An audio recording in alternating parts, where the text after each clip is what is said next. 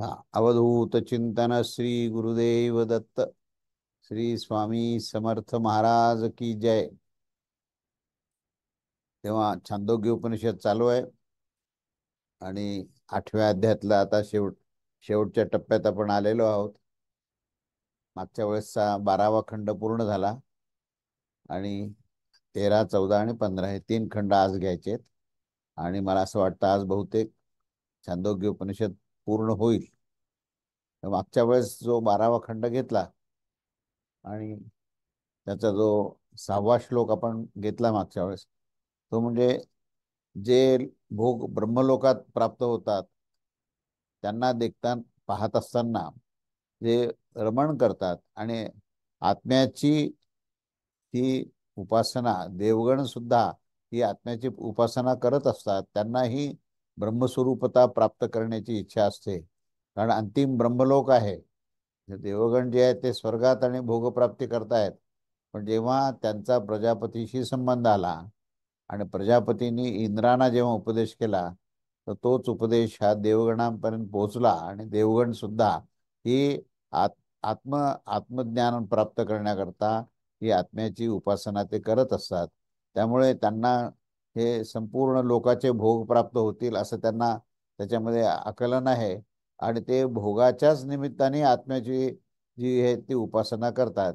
तेव्हा त्या आत्म्यास शास्त्र आणि आचार्याच्या उपदेशानुसार जाणून साक्षात रूपाने ते अनुभव करून घेत असतात आणि हे संपूर्ण जे लोक आहेत आणि समस्त भोग त्यांना प्राप्त करून घेत असतात असं प्रजापतीने त्यांना सांगितलं. आणि म्हणून हे सर्व देवगण जे आहेत ते त्या आत्मस्थितीला जाऊन त्या आत्म्याची उपासना करत असतात.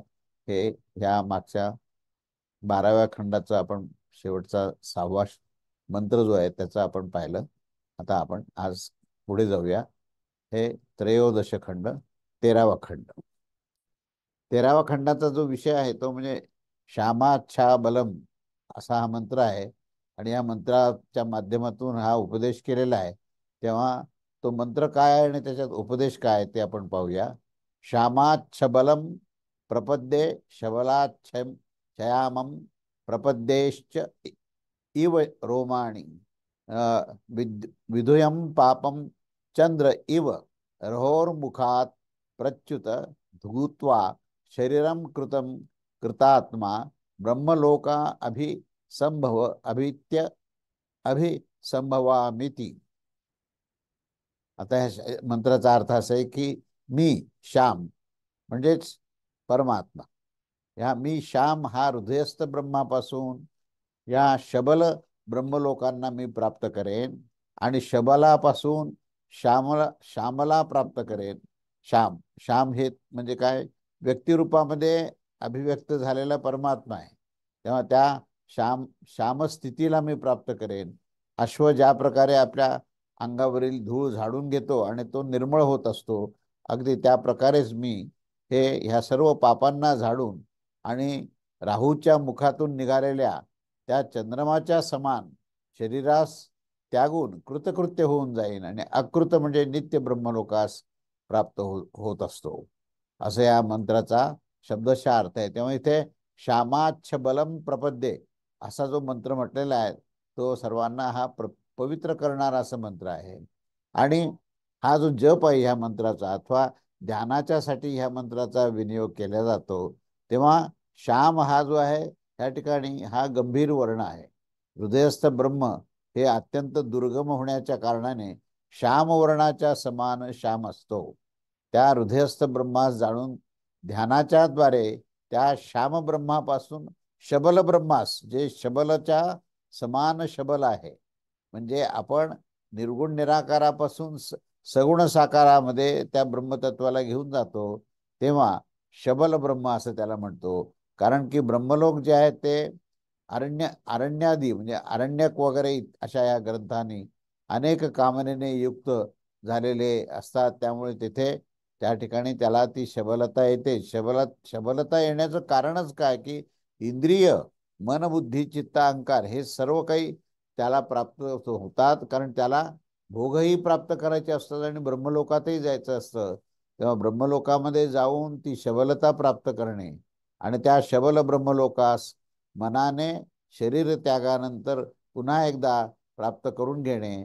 कारण की नामरूपाच्या अभिव्यक्तीसाठी शबल ब्रह्मलोकापासून जावे लागेल आणि श्याम हा हृदय भावाने युक्त झालेला आहे, असा याचा अभिप्राय. तेव्हा तात्पर्य असं आहे की मी त्या प्रकृती स्वरूप शबल आत्म्यास प्राप्त करेन आणि मग मी शबल ब्रह्मलोकास कसे प्राप्त करू शकतो त्यावर दाखवलं आहे की ज्या प्रकारे अश्व जे आहे तो आपल्या शरीरास हलवून त्याचे रोम वगैरे सगळे हे कंपन निर्माण करून त्या कंपनाच्या द्वारे ते श्रम तयार होऊन त्याच्यावर असलेली धूळ इत्यादी सर्व दूर करून त्या आपल्या या त्वचेला तो निर्मळ करून घेतो.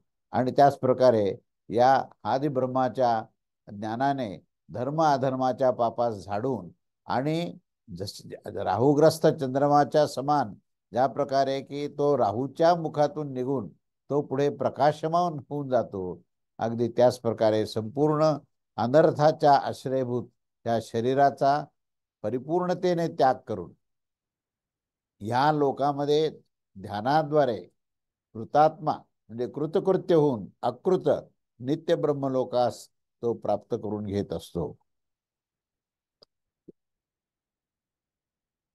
ब्रह्मलोक भी संभवामी याची इथे दोन वेळाला त्याचे उच्चारण केलेलं आहे. जेव्हा शेवटी दोन वेळेला उच्चारण होतं तेव्हा त्याचा अर्थ हा आपण ह्या मंत्राच्या समाप्तीकडे जात आहोत तेव्हा या एकाच मंत्राने हा 13वा खंड जो आहे या 13वा खंडाचं इथे पूर्ण वर्णन झालेलं आहे. आणि अशा प्रकारे या छांदोग्य उपनिषदातील अष्टम अध्यायातील त्रयोदश खंड भाष्य इथे पूर्ण होतं. तेव्हा या त्रयोदश खंडाचा प्रमुख जो उद्देश आहे तो पहिल्यांदा ज्या कामना असतात त्या कामनेला परिपूर्ण करण्याकरता या इंद्रिय आणि मनाची धारणा करणं आवश्यक आहे. इंद्रिय, मन आणि शरीर या सर्वांना धारण करतो तो आणि तो त्याच्यानंतर ब्रह्मलोकामध्ये जाण्याची इच्छा करतो. आणि कारण त्या सर्व शरीर धारण केल्यानंतर जो शबल ब्रह्म म्हणजे ब्रह्मतत्वानेच जेव्हा शरीर धारण केलेलं आहे त्यावेळेस तो जीवात्मा होतो. आणि तो जीवात्मा जो आहे तो भोग प्राप्त करत असतो पण तो अतृप्त असतो. कारण त्याच्या प्राप्त होणारे भोग हे त्याला तृप्ती देणारे नसतात. म्हणून त्याच्या मनामध्ये हा प्रश्न निर्माण होत असतो सतत की मला परिपूर्णतेने भोग प्राप्त व्हावेत. आता हा भोग हा जो शब्द आहे हा कशा कशाला लागू नये तर एक म्हणजे नित्य ज्या विषय जे असतात शब्द स्पर्श रूप रसगंध याच्यातून आनंद घ्यायचा प्रयत्न करतो माणूस आणि त्या प्रयत्नामध्ये तो यशस्वी होत नाही कारण तो अतृप्तच राहतो. आणि मग तृप्ती कशात आहे याचं जेव्हा संशोधन करायला लागतो त्यावेळेस त्याच्या असं लक्षात येतं की हे शरीरच ह्याच्यामध्ये अडथळा आहे. या शरीराचा आपण आश्रय घेतलेला आहे. ह्याच्याऐवजी शुद्ध ब्रह्मतत्वाचा जर आश्रय घेतला तर आपल्याला सर्व प्रकारचे भोग प्राप्त होतात. ह्याचा अर्थ असा की सर्व प्रकारचे शाश्वत आनंद प्राप्त होतात. आणि त्या ब्रह्मलोकामध्ये गेल्यानंतर पुन्हा भोगाच्या प्राप्तीची ही इच्छा सुद्धा राहणार नाही. तर तिथे तो परिपूर्ण स्वानंदामध्ये राहील. आणि म्हणून ब्रह्मलोकाभिसंभवामी अशा प्रकारचं त्याने शेवटी त्याचा निष्कर्ष काढला की या शबल ब्रह्मातून शुद्ध ब्रह्माकडे जाण्याचा प्रवास सांगितला आहे. आणि मग तो त्या देहत्यागानंतर कृतकृत्य होतो आणि त्या ब्रह्मलोकामध्ये जाऊन ब्रह्मस्वरूप होतो असा याचा पूर्ण आशय आहे. आणि असा हा 13वा खंड हा पूर्ण झालेला आहे. त्याच्यानंतर आता चतुर्दश खंड. आता हा चतुर्दश खंडामध्ये पुन्हा एकदा ब्रह्मतत्वाचाच उपदेश केलेला आहे. आणि पंचमहाभूताचं जे कारणरूप आहे अंतिम ते आकाश आहे. त्यामुळे कारणरूपाने आकाश संज्ञक हे ब्रह्म काय आहे ह्याचा उपदेश इथे केलेला आहे. तेव्हा तो मंत्र आकाशा वैव अशी इत्यादी श्रुती ही या ठिकाणी उत्तम प्रकाराने हे ध्यान करण्याच्या निमित्ताने ब्रह्मतत्वाचं लक्षण जे आहे त्याच्या निर्देशक करण्यासाठी असा हा मंत्र इथे सांगितलेला आहे. तेव्हा 14व्या खंडातला हा मंत्र पहिला मंत्र आकाशो वै नामरूपैर निर्वहिता ते यदंतना तद्ब्रह्म तद अमृतम स आत्मा प्रजापते सभाम वेश्म प्रपद्ये यशोहम भवामी ब्राह्मणानां यशो राज्ञां यशो विशां यशो हनु हमनु प्रापस्सी स हाहम यशसां यशः शेत मदत कमदकम शेत लिंदू मा भिगाम लिंदू मा भिगाम. इथे सुद्धा शेवटी दोन वेळेला ते म्हटले. तेव्हा या एकाच मंत्राने हा 14वा खंड आहे. तेव्हा या आता मंत्राचा शब्दशः अर्थ काय आणि आशय काय ते आपण पाहूया. की शब्दशः अर्थ असा आहे की आकाश या नामाने जो प्रसिद्ध आहे, तो प्रसिद्ध आकाश रूपामध्ये असणारा जो आत्मा आहे, तो नाम आणि रूप याचा निर्वाह करणारा आहे. त्या आकाशातूनच नाम आणि रूपाची उत्पत्ती होते आणि तो आत्मा त्या आकाश स्वरूपामध्ये सर्वव्याप्त आहे. पण त्या आकाश रूपामध्ये असलेला जो आत्मा आहे, त्या आत्म्यातूनच पुढचे महाभूत जे आहेत त्याची निर्मिती होऊन, म्हणजे वायू, अग्नी, जल आणि पृथ्वी हे जे चार जे तत्व आहेत ते निर्माण झाले की त्या ठिकाणी नाम आणि रूप हे निर्माण होतं. आणि हा जो आकाश नामाचा जो आत्मा आहे तो नामरूपाचा निर्वाह करणारा आहे असं म्हटलेलं आहे.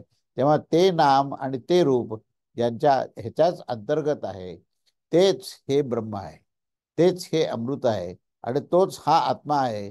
म्हणून मी ब्राह्मणाचे यश, क्षत्रियाचे यश आणि वैश्याचे यश हे यशस्वरूप असलेला जो आत्मा आहे, त्या परत मी पुनरावृत्ती करतो की आकाश नावाचं जे अंतिम जे पंचमहाभूतातलं तत्व आहे, तर त्याच्याशीच एकरूप झालेला जो आत्मा आहे, तर तो आकाश नामाने असणारा जो प्रसिद्ध आत्मा आहे, त्याच्यापासूनच नाम आणि रूपाची उत्पत्ती होते. त्याचा निर्वाह नाम आणि रूपाचा तो आत्मतत्वच करतो. आणि नाम आणि रूप त्याच्या अंतर्गत तत्व आहे, ते जे अधिष्ठान असलेले जे तत्व आहे तेच ब्रह्म आहे, तेच अमृत आहे, तोच आत्मा आहे. आणि त्या आत्म्याचं पुढे वर्णन करताना म्हटलेलं आहे की मी ब्राह्मणाचे यश आहे, क्षत्रियाचे यश आहे, वैश्याचे यश आहे. मी स्वतः यशस्वरूप असल्यामुळे या आत्मस्वरूपामध्ये हे यशाशिवाय अन्य काहीच नाही. तेव्हा यशस्वरूप आत्म्यास प्राप्त होण्याची मी इच्छा करतो. तेच यशाचे यश आहे, आत्माच हा यशाचे यश आहे. आणि मी दानाशिवाय भक्षण करणारा रोहित वर्ण, पिच्छित आणि स्त्री चिन्हास मी प्राप्त होऊ नये असं दोन वेळाला सांगितलं. तेव्हा या मंत्राचा आशय असा आहे की आकाश ह्या नावाने जी श्रुतीमध्ये जो आत्मा प्रसिद्ध आहे, कारण की तो आकाशाच्या समान अशरीर आणि सूक्ष्म आहे. म्हणजे आकाशामध्ये त्या आत्मतत्वामध्ये एक कितीतरी साधर्म्य आहे. आणि त्या ठिकाणी आकाशाला शरीर नाहीये, आत्मा सुद्धा अशरीरच आहे. तेव्हा त्या अशरीर लक्षणाने तो आकाश आणि आत्मा याच्यामध्ये समानता आहे आणि तितकीच सूक्ष्मता आहे. सर्वात सूक्ष्म जर महाभूत काय असेल तर ते आकाश तत्व आहे. तेव्हा ते आकाश तत्व जे आहे ते आकाश संज्ञक आत्मा आहे तो. आणि तो या जलाच्या फेनस्थानीय म्हणजेच आपल्यामध्ये असलेल्या त्या नाम आणि रूपाचा तो निर्वाह करणारा आहे. त्याच्यातूनच नामरूपाची उत्पत्ती झाली, या आत्मतत्वातूनच नामरूपाची उत्पत्ती झाली आहे. पण ती सांगण्याकरता आत्मा हा आकाश स्वरूपामध्ये आहे आणि आकाशातूनच हे वायू, अग्नी, जल आणि पृथ्वी तयार होत असतं. म्हणून या चारी महाभूताची निर्मिती त्या आकाश तत्वातून होत असल्यामुळे नाम आणि रूप हे त्याच्यातून हे निर्माण झालेले असं म्हटलेलं आहे त्यांनी. तेव्हा असं याच्यामध्ये असलेले जे नाम आणि रूपाचा तो निर्वाहता म्हणजे निर्वाह करणारा आहे, अर्थात व्यक्त करणारा आहे. आणि तो नाम आणि रूप याच्या अंतर्गत जे अधिष्ठान आहे, ज्याच्यापासून हे नामरूप निर्माण होतं, त्यालाच ब्रह्मतत्व असं म्हटलंय. आणि त्या ब्रह्मतत्वाच्या अंतरंगामध्ये वर्तमान असलेलं जे विद्यमानित, जे अखंड अस्तित्व, पूर्ण निरपेक्ष अस्तित्व असलेलं जे असतं, त्याच्यातूनच हे नाम आणि रूपाचा ह्या आविष्कार होत असतो. पण अंतरंगामध्ये मात्र मध्ये ते असंस्पृष्ट असं असतं.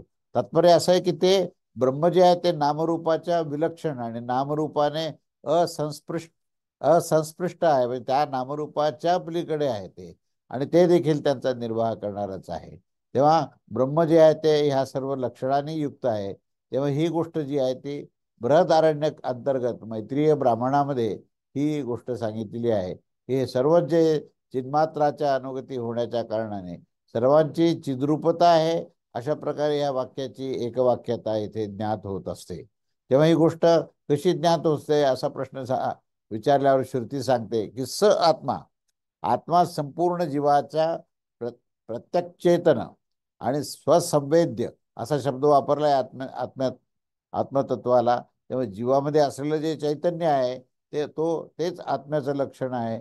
आणि जो स्वसंवेद्य मधूनच संवेदना जे अंतःप्रेरणा त्याची निर्माण होते, तर अंतःप्रेरणेचं जे स्थान आहे तेच आत्मतत्व आहे. अशा या दोन्ही शब्दांनी म्हणजे प्रत्यक्ष चेतन आणि स्वसंवेद्य हे दोन्ही शब्द जे आहेत ते आत्मतत्वालाच धरून आहेत. आणि हे दोन्ही शब्दांनी, हे दोन्ही शब्द प्रसिद्ध आहेत, ते आत्म्याचंच वर्णन करत असतात. तेव्हा त्याच रूपाने हे उन्नयन केल्यावर ते अशरीर आणि आकाशाच्या समान सर्वगत असणार असा तो आत्माच हे ब्रह्म आहे. आणि असं जाणलं पाहिजे की हे अमृतरूप ब्रह्म जे आहे ते अमृत आणि अमरण अमृत अमरण धर्म आहे. त्याचा विनाश होत नाही, मृत्यू त्याचा कधीही होत नाही. अशा त्या तत्वालाच आत्मतत्व असं म्हटलंय आणि तेच ब्रह्मतत्व आहे. तेव्हा याच्या पुढचा मंत्र आहे की प्रजापती हे चतुर्मुख ब्रह्माचे नाम आहे. आणि त्याची सभा अर्थात ही प्रभुवी नामक हे ग्रहको, म्हणजे मी प्राप्त होऊन जाईन, मी ब्राह्मणाचे यश होऊन जाईन, मी यशसंज्ञक असा आत्मतत्व आहे. आणि मी यशसंज्ञक जे आहे त्या आत्मतत्वालाच तो म्हणजे धारण करणारा किंवा त्याच्या संदर्भातच यश हा शब्द आलेला आहे. कारण की ब्रह्मच विशेष रूपाने हे त्याची त्या आत्मतत्वाच्या उपासनेमध्ये प्राप्त झालेलं हे ब्रह्मतत्वाचंच ज्ञान आहे. तेव्हा मी त्यांचे यश होईल अशा प्रकारे जो म्हणत असतो, तर तो मी क्षत्रिय मी वैश्याचा यश होईल असं सुद्धा अत्यंत अधिकारी वाणीने सांगणारं जे तत्व आहे तेच तत्व जे आहे ते आत्मतत्व आहे.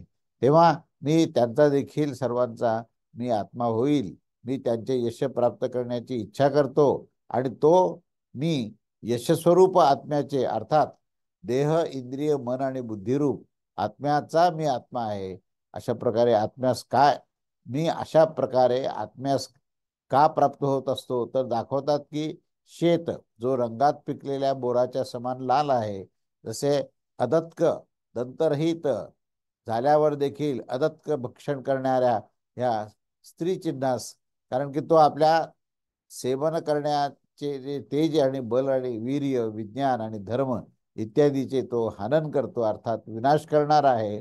तेव्हा असं जे लक्षण असणारा जो शेत लिंदू पिच्छिल इत्यादी जे स्त्री चिन्ह आहेत त्यास प्राप्त होऊ नये आणि आपलं जी आत्मस्थिती आहे ती सारखी टिकून राहावी, म्हणजेच प्रकृतीमध्ये तो आसक्त होऊ नये. स्त्री हा शब्द इथे प्रकृतीच्या संदर्भात दिलेला आहे. तेव्हा प्रकृतीमध्ये आसक्ती न होता तो अनासक्त अशरीर व्हावा आणि तो आत्मस्थितीमध्ये अखंड राहावा. तेव्हा ह्या मा भिगाम अशी इथे द्विरुक्ती हे केलेली आहे. त्याचा जो अत्यंत अनर्थ हेतुत्व जे प्रदर्शित केले आहे की त्या प्रकृतीचा संबंध हा अनर्थ घडवणार आहे, प्रकृतीमध्ये आसक्ती हा अनर्थ घडवणार आहे. म्हणून प्रकृतीचा पासून अलिप्त राहणे, अनासक्त निष्काम होऊन आपण आत्मस्थितीमध्ये राहून या ब्रह्मांडाचा सर्व व्यवहार चालवणे, त्या ब्रह्मतत्वाचं आकलन करून ब्रह्मतत्वामध्ये आपण स्वतः अधिष्ठित राहणे आणि ब्रह्मांडाचे व्यवहार करणे असा त्याचा अर्थ आहे. तेव्हा हा सखोल अर्थ आपल्याला खूप चिंतनशील आहे. आणि ह्याचाच आधार घेऊन पूर्ण विज्ञानाची जी निर्मिती झाली, त्या विज्ञानाला आपल्याला नूतन दृष्टिकोनातून ह्याच सिद्धांताच्या माध्यमातून पाहिलं पाहिजे की हे जे नामरूपात्मक जे जग आहे, हे ब्रह्मांड जे आहे, त्या ब्रह्मांडाची मुळातूनच निर्मिती त्या ब्रह्मतत्वातून झाली आहे. त्याची निर्मितीच त्या अविनाशी अनादी अनंत आणि अमृत तत्वापासून झालेली आहे. आणि तसं कळल्याशिवाय तुम्हाला पूर्ण ब्रह्मांडाचं आकलन होऊ शकणार नाही. माणूस ब्रह्मांडाकडे जेव्हा अभ्यास करतो किंवा आधुनिक शास्त्रज्ञ ज्यावेळेस ब्रह्मांडाचा अभ्यास करतात, तेव्हा ते केवळ उत्पत्ती स्थिती लय म्हणजे ते उत्पन्न होतं आणि नाश होतं इतक्याच मर्यादेपर्यंत पाहतो. परंतु त्याच्या अधिष्ठानामध्ये ओतप्रोत नुसतंच अधिष्ठान म्हणजे आधारभूत तत्व नाही, तर अंतर्बाह्य सर्वत्र सर्वव्याप्त असं विज्ञान स्वरूप असं ते तत्व आहे. अशा प्रकारची दृष्टी निर्माण व्हावी म्हणून हे सर्व विवेचन आहे. आणि म्हणून तुम्हाला त्या ब्रह्मतत्वाचं वेगवेगळ्या पद्धतीने त्यांनी हे वर्णन केलेलं आहे. तेव्हा अशा प्रकारे हे छांदोग्य उपनिषदातील 8व्या अध्यायातील चतुर्थ खंड भाष्य या ठिकाणी परिपूर्ण होत आहे. त्याच्यानंतर आता शेवटचा अध्याय, शेवटचा खंड, 8वा अध्याय, पंचदश खंड म्हणजे 15वा खंड. या ठिकाणी आता अंतिम त्यांनी सिद्धांत मांडलेले आहेत आणि त्याच्यावरचं हे विवेचन आहे. तेव्हा इथे विषय असा आहे की आत्मज्ञानाची जी परंपरा काय आहे, त्याचे नियम काय आहेत आणि त्याचं फल प्राप्त झाल्यानंतर त्या फळाचं वर्णन काय आहे ते या मंत्रामध्ये दिलेलं आहे. तेव्हा हा मंत्र आपण पहिल्यांदा पाहूया आणि त्याचा अर्थ आणि आशय पाहू आणि त्याच्यावर थोडी चर्चा करू आपण. तद्धैत तद्ब्रह्मा प्रजापतय उवाच प्रजापतिर मनवे मनुः प्रजाभ्य आचार्य कुलाद्वेदं मधित्यं यथा विधानं गुरोः कमिति शेषेणां विस विसमावृत्य कुटुंबो शुचौ देश स्वाध्यायम् अधियानो धार्मिकान्विद ददामि ददात्मनि सर्वेन्द्रियाणि संप्रतिष्ठाप्य हिंसाहान् सर्वभूतान्य अन्यन यत्र तीर्थेभ्यः स खल्वेवं वर्तयन्यावदायुषं ब्रह्मलोकाम विस संपद्यते न च पुनरावृत्ती तेन च. आता या मंत्राचा अर्थ काय ते पहिल्यांदा पाहू. तेव्हा या आत्मज्ञानाचा जो ब्रह्मदेवाने म्हणजे प्रजापतीने जे वर्णन केलंय आतापर्यंत सगळं, त्या प्रजापतीने हे सर्व जे आहे ते मनूला सांगितलं आणि मनूने प्रजावर्गास ऐकवलं. नियमाच्या अनुसार गुरुच्या कर्मकर्तव्यास समाप्त करताना वेदाचे अध्ययन ज्यावेळेस केल्या जातं तेव्हा आचार्य कुलापासून समावर्तन करून कुटुंबामध्ये स्थित होऊन जा. पवित्र स्थानामध्ये स्वाध्याय करताना पुत्र व शिष्य इत्यादिकांस धार्मिक कार्य कर. संपूर्ण इंद्रियांना आपल्या अंतःकरणामध्ये स्थापन कर. शास्त्रांच्या आज्ञेने अन्यत्र प्राण्यांची हिंसा न करत असताना असा निश्चयच आयुष्याच्या समाप्तीपर्यंत अशा प्रकारे वर्तन करताना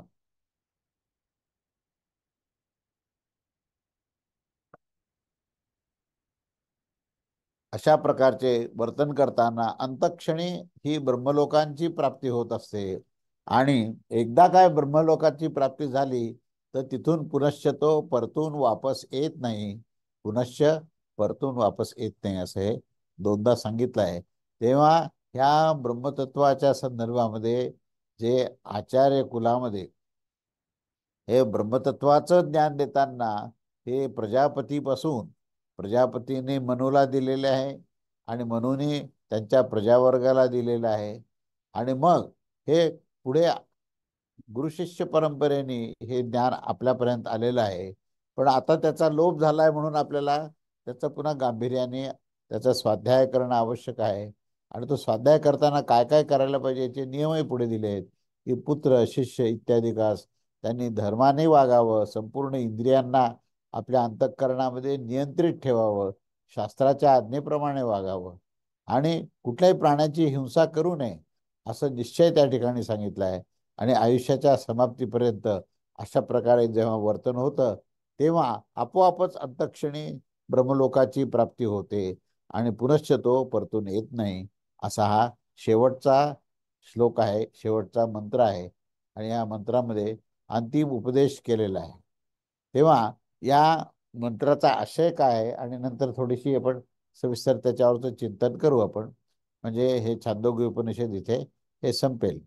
तेव्हा आशय असा आहे की शम इत्यादी जे काही दैवी गुण आहेत त्याला उपकरण असं म्हटलंय की त्याच्या या दैवी गुणासहित त्या या आत्मज्ञानाच्या ओम इत्तेक्ताक्षर ब्रह्म असं आपण त्याचं व्याख्या केली तर ओम तदक्षरम इत्यादी उपासनांच्या सहित त्या ब्रह्मतत्वाचे वर्णन करणारे या 8 अध्याय असणाऱ्या ह्या 8 अध्याय असणाऱ्या हे छांदोग्य उपनिषदाच्या ह्या ग्रंथाच्या बरोबर ब्रह्मा, हिरण्यगर्भ अथवा परमेश्वराने प्रजापती कश्यपाच्या प्रती वर्णन केलेलं आहे.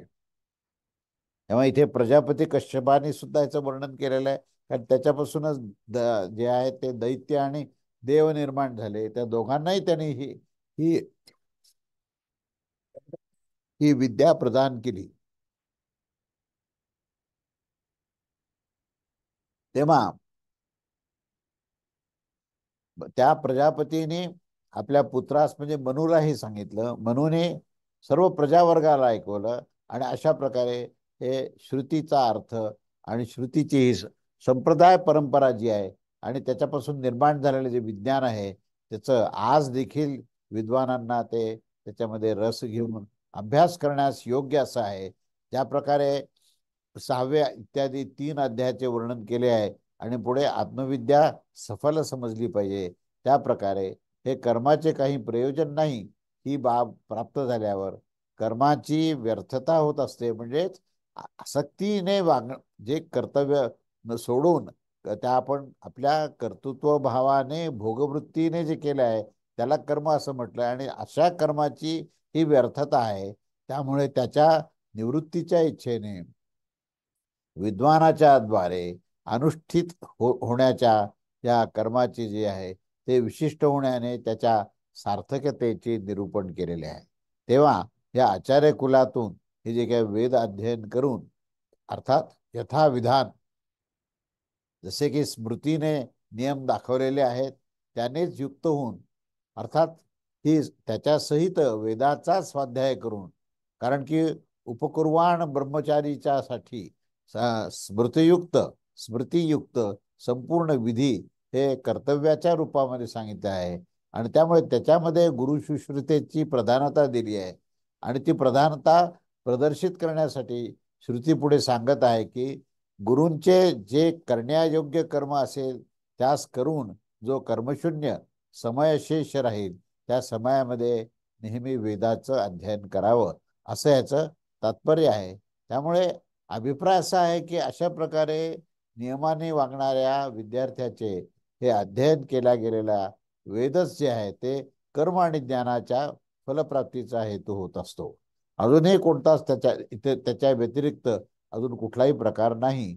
म्हणून वेदाच्या माध्यमातून ज्ञानाची ब्रह्मज्ञानाची प्राप्ती आहे आणि कर्तव्याबद्दल सजगता सतर्कता ठेवून शास्त्राच्या अनुसार आचरण करण्याचाही आदेश आहे.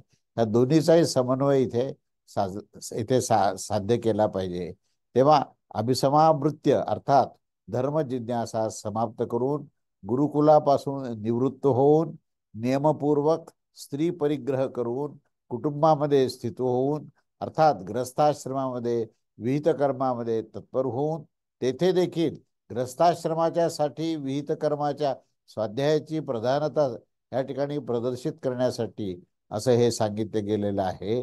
तेव्हा शुची विविक्त अर्थात अपवित्र पदार्थाच्या अभावात स्थानामध्ये यथावत आसनस्थ होऊन स्वाध्याय करताना अर्थात प्रतिदिनाच्या नियमित पाठ आणि यथाशक्ती त्याच्यापेक्षा अधिक देखील त्या ऋग्वेद सामवेद यजुर्वेद इत्यादी वेदांचा अभ्यास करताना धार्मिक धर्मवान बनताना आणि या धार्मिकत्वाद्वारा त्याचे नियमन करताना आत्माने आपल्या हृदयामध्ये म्हणजे हृदयस्थ अशा त्या ब्रह्मतत्वामध्ये संपूर्ण इंद्रिया स्थापित करून उपसंहत करून आणि इंद्रिय निग्रहद्वारे कर्मांचा संन्यास करून अहिंसन हिंसा अर्थात परपीडा न करताना म्हणजे सावर जंग समस्त प्राण्यास पीडित न करताना भिक्षेच्या साठी केल्या गेलेल्या भ्रमणदिने देखील परपीडा म्हणजे हिंसा होऊ शकत असते. त्यामुळे